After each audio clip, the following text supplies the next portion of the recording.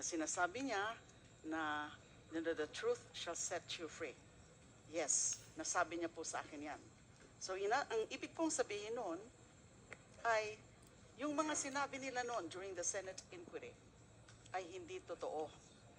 Ayaw lang niyang aminin. Ang gusto ko po sana na marinig sa kanya, yung sinabi ni Mr. Kerwin Espinosa during the last hearing na kinausap silang tatlo ni then PNP Chief Bato de la Rosa, now Senator, na ayusin yung mga testimonya nyo para nagkakatugma-tugma. Although I think Colonel Espinido will remember na kahit nga ganun na yung kanilang naging guidance or instruction from then PNP Chief Bato de la Rosa, hindi pa rin naging tugma yung kanilang mga sinabi during the Senate inquiry. Kasi in the first place, yung kilala ba ni Mr. Espinido